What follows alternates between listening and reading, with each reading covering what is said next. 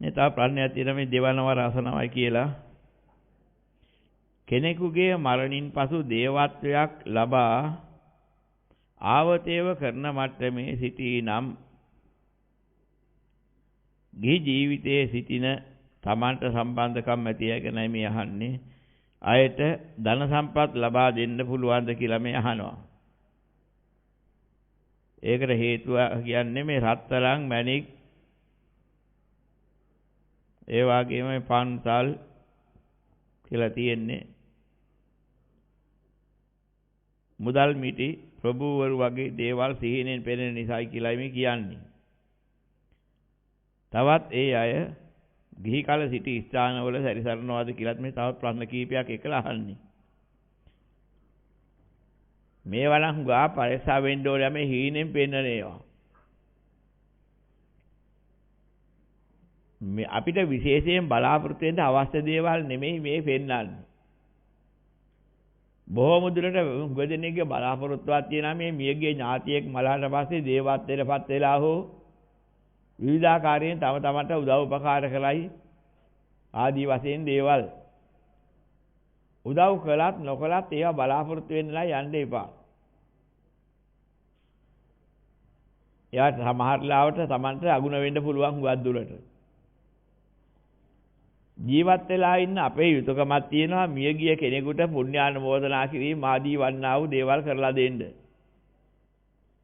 ඒ වගේම ධර්මයේ තේරුම් ගත්ත අපේ යුතුයකමක් තියෙනවා. ඒ වගේම අපි විසින් කළ යුතුම දෙයක් තියෙනවා. අනන්ත සසරේ පටන් අපෙන් අවේඩක් අසාධාරණයක් වෙනකොට වෙලා නැහැ කියන්න බෑ. ඕතරම් වෙච්ච අය ඉන්නවා.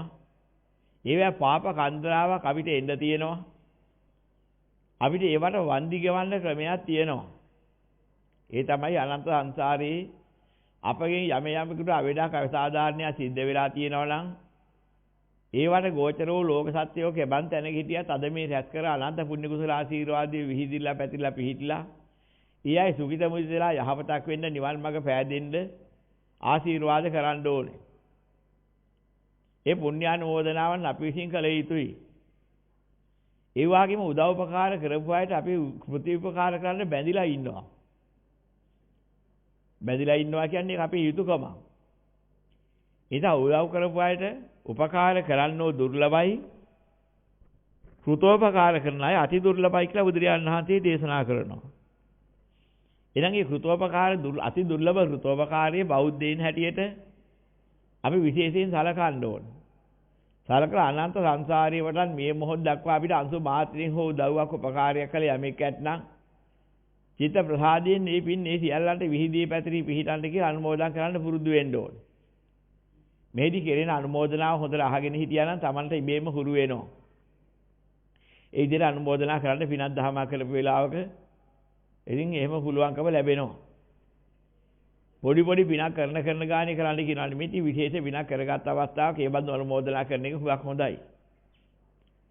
මේ පෙරවා සමාදන් වෙච්ච දවස් වලට දානයක් දුන්නාම එවන විශේෂ පුණ්‍ය කටයුතු සිද්ධ කරපුවාම ඒ වගේ අනුමෝදනාවක් කරන එක ඉතාම හොඳයි. නමුත් ඒක අපේ යුතුයකම් ටික අපි ඉටු කරනවා මිසක් ඉතින් මේක ලබාගෙන මේ මියගිය ඥාතියා මට උදව් උපකාර කරායිද කරාවුවාවේ ආදී අදහස් නම් ගන්න යන්න එපා. ඒවත් එක සම්බන්ධ කරන්න ගියොත් වැඩ වරදින්න පුළුවන්. ඒක විවිධ ක්‍රම. අලි දෙන්නම් කොටි දෙන්නම් කියලා තමයි මේ ලෝකේ තියෙන මිනිස්සු සමහර අය අමාරුයි දාලා පයින්නේ. ඉතින් ගෙලට මාල කන්ට සෝඩු ඔක්කොම අරන් දෙන්නම් හත් මහල් ප්‍රාසාදයේ උඩු මහත්තලේ තියලා සලකන්නම් කියලා ගිහිලා ඉතින් කොහේ හරි ලිබ්බෝකක දාලා දූෂණය කරලා පැනලා යන්නේ උන් ඉන්නේ. මේ ජීවත් වෙන ලෝකේ ඒ වගේම තමයි මැරිච්ච ලෝකේ. හිතන්න එපා මැරිච්ච ලෝකේ ඉන්නවා කියලා හරියට ඇත්ත කරන අය. මේ මෙහෙ වයි ගිහින් තමයි එහෙත් ඉන්නේ ඒ විදිහමයි පරලොවත් ඒ වගේ තමයි. අර මෙහෙදි කරමු જાතිය වැඩ තමයි එහෙත් කරන්නේ.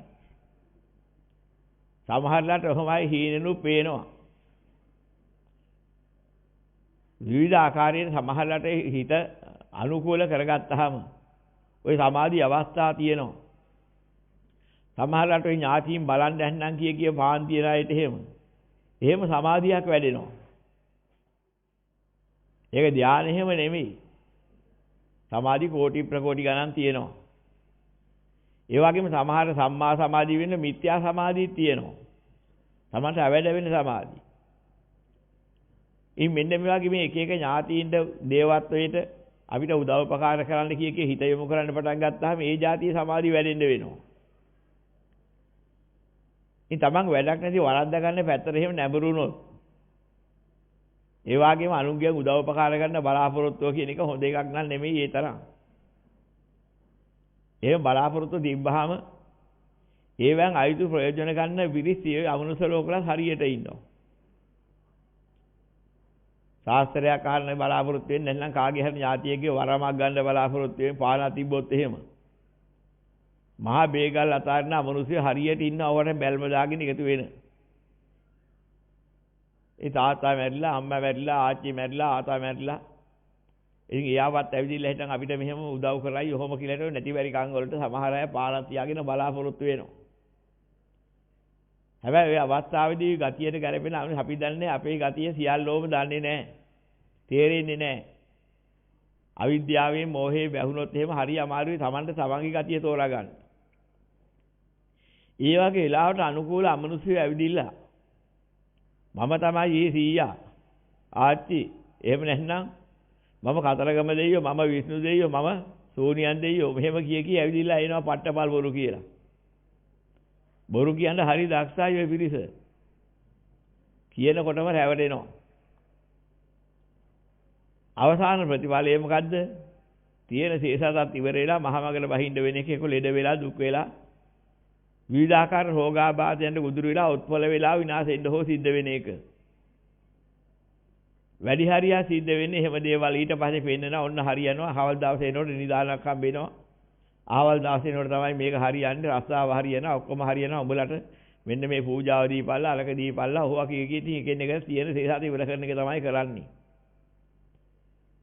ඉතින් ඒ නිසා මේවා පස්සේ යනකොටනේ මේක වෙන්නේ මොකටද අපි හේතුඵල ධර්මයේ තේරුම් අරගෙන මිනිස්සෙක් හැටියට මොනවා හරි යම් කිසි රැකී ආරක්ෂා ආදියක් කරපුවාම ලබා ගන්න දිනුවන්නේ නුවණින් තේරුම් බලගෙන. එහෙම කටයුතු කරලා තමන්ගේ දිනුව සලසා ගන්න ඕනේ. මියගේ ඥාතීන්ට කියලා හරි දෙයියන්ට කියලා හරි ඒගොල්ලෝ කරලා දෙනකම් බලාගෙන යන්නේ නැතුව.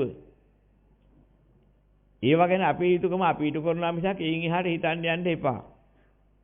උඟ දෙනෙක් වරද්දා ගන්න දෙයක් ඕක. පින් දෙන්නේ ඉතිසෙල්ලා දැන් මෙහෙම පින් අරන් දෙයියෝ අපි රකීනේ. ඒ වගේ බලාපොරොත්තු ඒ බලාපොරොත්තු වෙනකොට දුන්න පිනේ ශක්තියවත් නැතුව යනවා. සසංකාරික පිනක් වෙනවා. ඒ කියන්නේ තමන් උදෙසා යමක් රැස් කර ගැනීමට හේතුකාරක වෙලා කරපු වැඩක් වෙනවා. දැන් මේ පිනකට දෙයියෝ අපිව රකින්න. එහෙමනම් බලාපොරොත්තුෙන් පින් දුන්නේ. ඒක උපරිම පින වෙන්නේ නැහැ. උපරිම පුණ්‍යානුමෝදනාවක් නැත්නම් පුණ්‍ය ප්‍රතිදානයක් වෙන්නේත් නැහැ. බාල වෙනවා. අපේ යුතුයකම අපි ඉටු කරන්න ඕනේ. අනුන්ගේ කිසිම උදව්වක් උපකාරයක් බලාගෙන නෙමෙයි. ඒ යහපත් අය දේවතාව ආරක්ෂා කරන ක්‍රමවේදයක් තියෙනවා.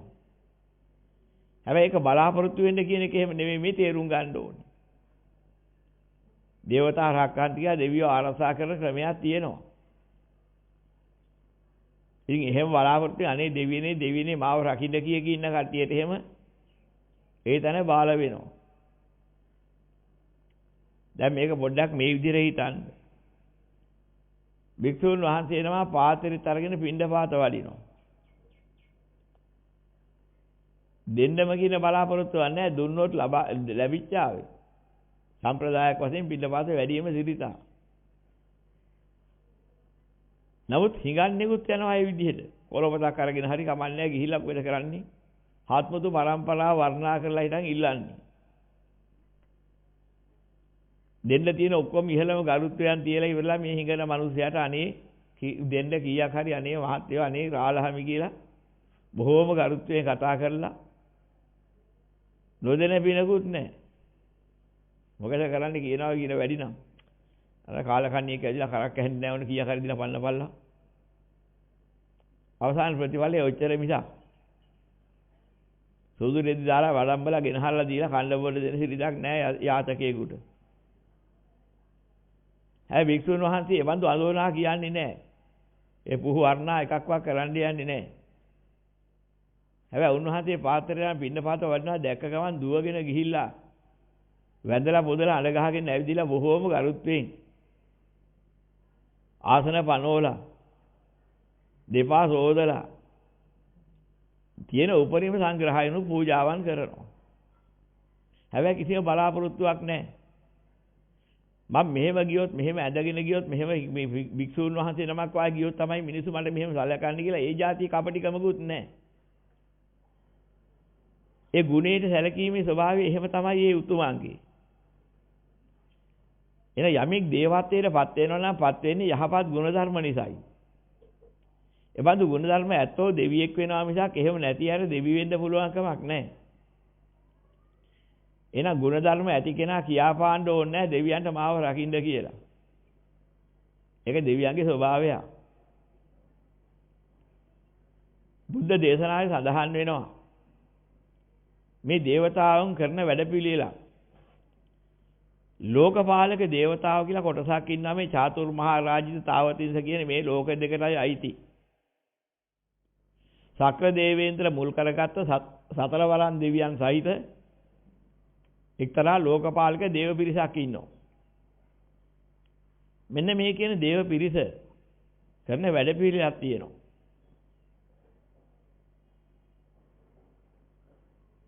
සෑම පොය හතරකටම ඒ දේවතාව රැස් වෙලා හිටන් ගත්ත තීරණයක් තියෙනවා. ඒ දෙවියන්ගේ සුදම් සභාව රැස් වෙලා ගත්තා කියන තීරණය මොකද්ද? 15ක පොයේ දවසේ ප්‍රධාන සතරවරන් දෙවිවරුන් ප්‍රදාන කරගෙන මේ සතර දිශාවන්ට යනවා. ඒ දිශාවේ ඉන්න මිනිස්සුව පරික්ෂා කරනවා. කවුද ගුණවතුන්? කවුද උතුමන්? දෙමව්පියන්ට සලකන්නේ කවුද?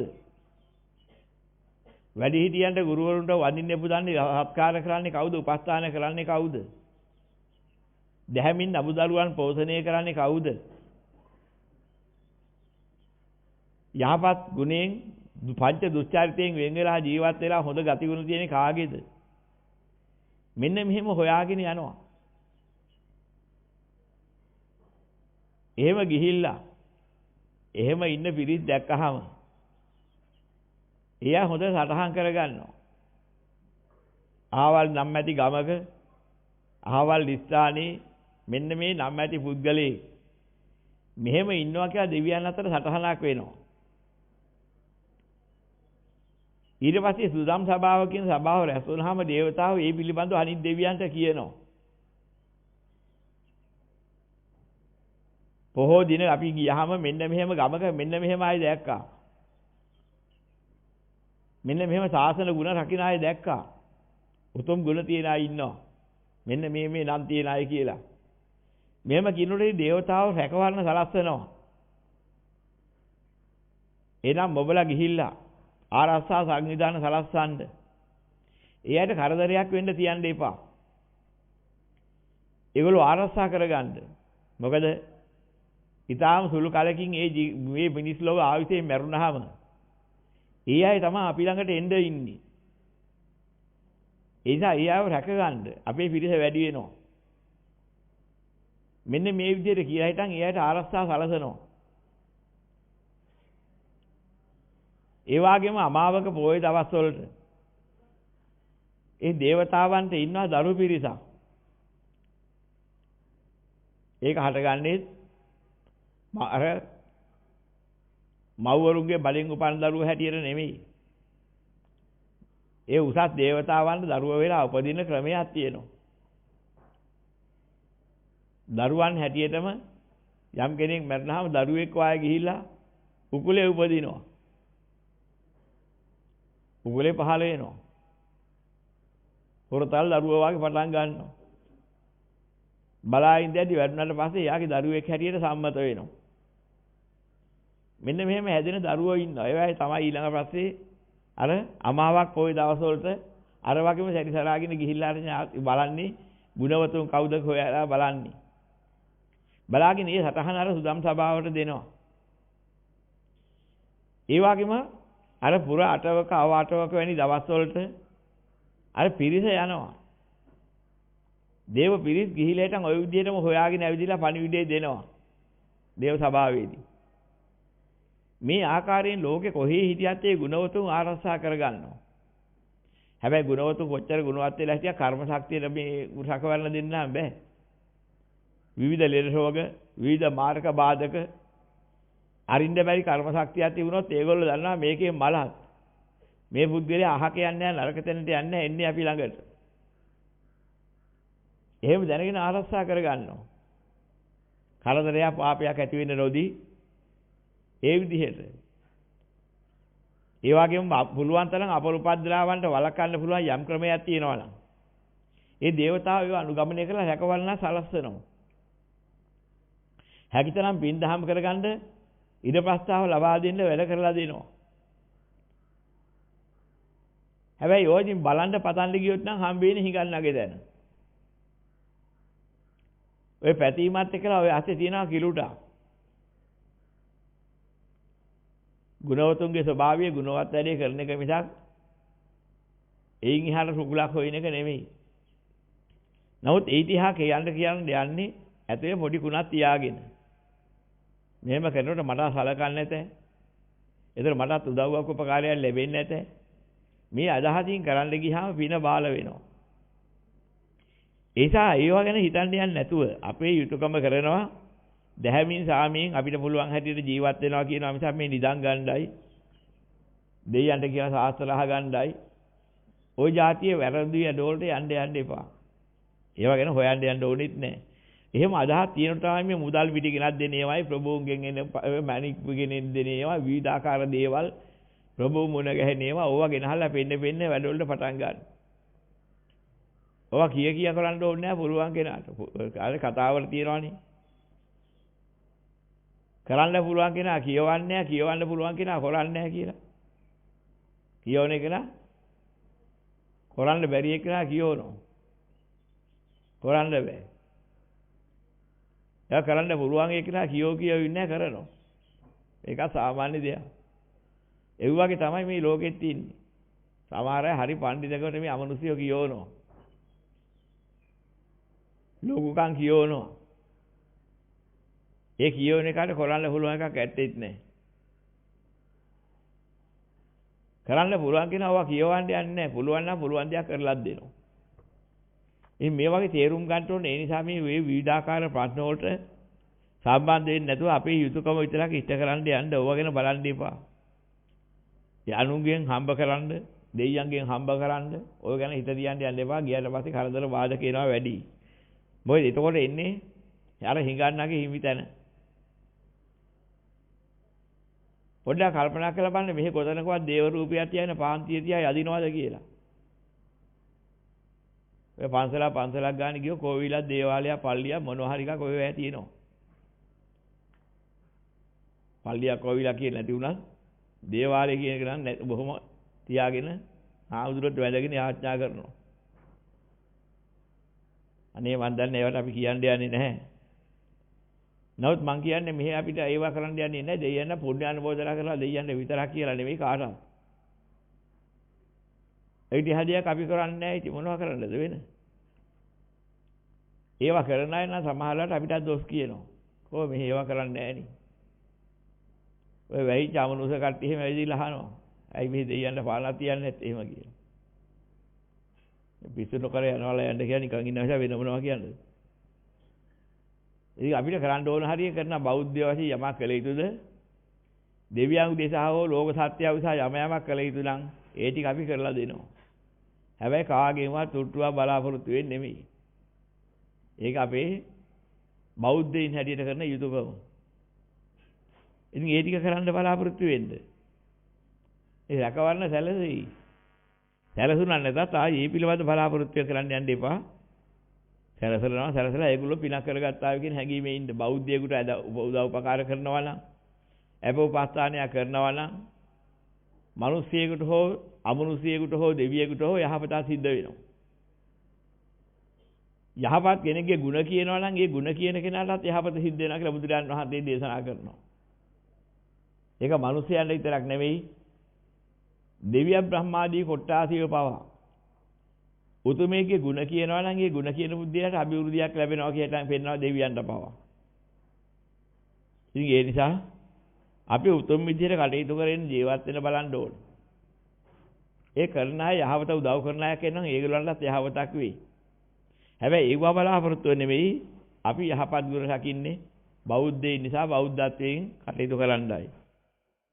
මෙතෙන්ද කරගන්න. ඒතකොට මේ ප්‍රශ්නේ ඉවරයි. මේ හීනෙන් පේනේවත් එක්කලා සම්බන්ධ කරගෙන ඒවට යන්න එපා. මොකද මං හුඟා දැකලා දෙනවා ඒ වගේ අය හුඟක් අමාරුයි වැටෙනවා. ඉතින් මේ ගිහි තවත් අහනවා මේ ගිහි කලේ අය සැරිසරනවාද හිටපු තැඟුල් නැත්තේ නෑ. ඉතින් එහෙම තියෙනවා. ධර්මයේත් පෙන්නලා තියෙනවා. ඔය නන්ද මාතු ආදී වශයෙන් සූත්‍ර තියෙනවා.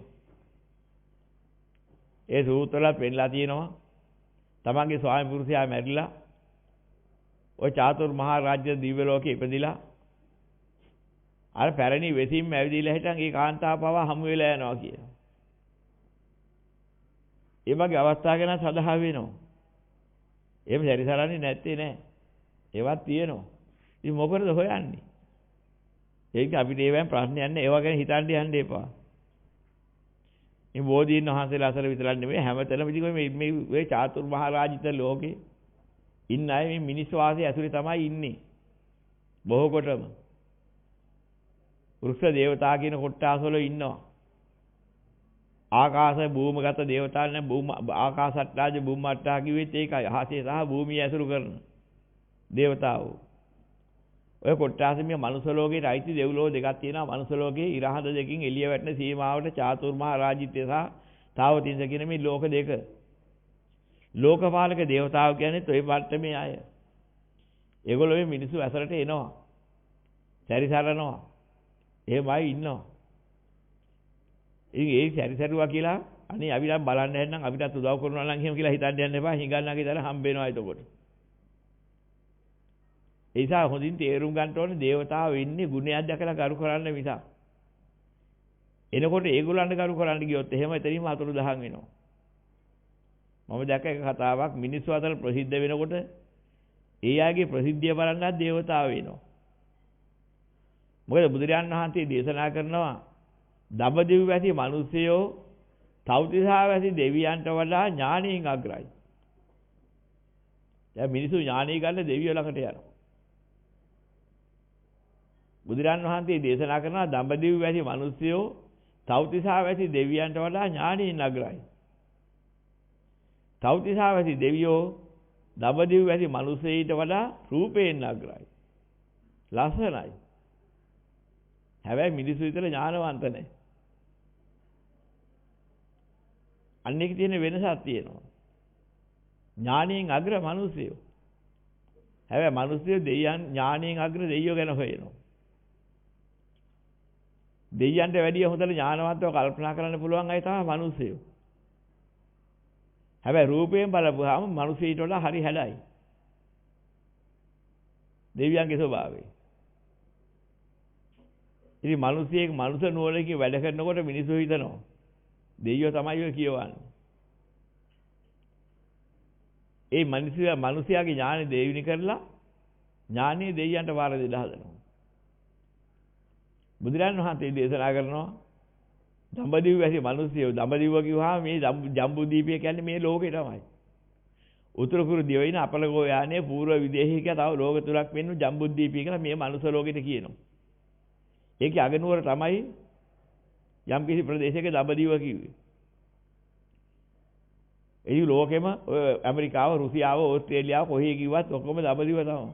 ජම්බුදීපේ. ඒවා උතුරු කුරු දිවයින අපලගෝයන්ට අයිති රටවල් නෙමෙයි. ජම්බුදීපේට අයිති රටවල්. දඹදිව වැසි මිනිස්සුયો ගහ මේ ලෝකේ ඉන්න මිනිස්සුયો ගැනයි කිව්වේ. ඉතින් දෙවියන්ට වඩා ඥානෙන් නගරක් ඉතින් ඒ ඉන්න දෙවියන්ගේ ඥානෙ ඉල්ලන්න යන්න ඕනේ නැහැ. නමුත් අපි දන්නේ නැතිකමට සරස්වති නුවණ දෙන්න, ඝන දෙවියෝ නුවණ දෙන්න ඕවා කිය කිදී යනවා. නුවණ ඉල්ලන්න. ඥානෙන් අග්‍ර මිනිස්සුયો කියලා බුදුරජාණන් වහන්සේ දේශනා කළා තියෙනකොට ඒ ඥානෙ පුබුදවා ගන්නෙ නැහැ. දෙවියන්ගේ ඥානෙ ඉල්ලන්න යනවා. සාස්ත්‍ර කියන්නේ දිවැසි ඉල්ලන්න යනවා. ඉතින් හොඳටම තෝරා ගන්න ඕනේ. ධර්මයේ වැහිලා යනකොට බාහිර දහම් ඉස්මතු වෙලා හිටන් දෘෂ්ටිගත වෙන්නේ කොහොමයි?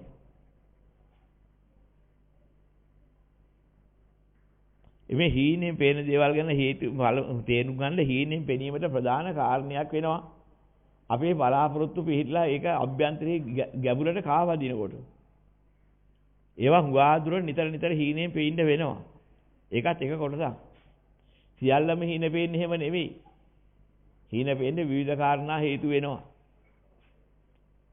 ඔය කර්ම වේගත් හීන වලට එක හේතුවක් වෙනවා. හිතේ කිදා බහැපු අදහස් තව හේතුවක් වෙනවා. සමහරවිට මේ විවිධ අමනුෂ කොටසත් පෙන්නනව නැත්තේ නෑ. එහෙම මේවත් හේතු වෙනවා. මොනවා වුණත් හීනනේ. හැබැයි මනසකින් කටයුතු කරලා ජයග්‍රහණය ඇති කරගන්න බලන්න හීනෝලි කටයුතු කරලා පස්සේ යන්නේ නැතුව. වැදගත්ම දේ ඒක. ඉතින් ඒ නිසා තමයි මේ දේවල් නිසා බියක් දෙගෙන දෙනවා කියන්නේ හීනෙන් කරන හීනෙන් පෙන්නන දෙයකට හෝ හීනෙන් කරන දෙයකට අපිට නුවණින් කටයුතු කරන්න බෑනේ. හීනේ කියන්නේ එක්තරා වහල් බවක්. හීනෙන් අලියේ පැන්නොත් අපි මොනවා කරන්නද? හීනෙම දෙන උත්තරي තමයි පිළිගන්න වෙන්නේ. හැබැයින් කරදරයක් වුණොත් ඥානවන්තව දෙන උත්තරයක් අපිට නිගමනය කරගන්න පුළුවන් කරලා ඉතින් මේකයි මේකට කියේ. ඉතින් නිතර මේ හීනපස් යන කතාව සම්පූර්ණ හිතින් අත්හැරලා දාන්න. දාලා නැනනුවණින් නිතව කටයුතු කරලා ජයග්‍රහණය ගන්න බලන්න.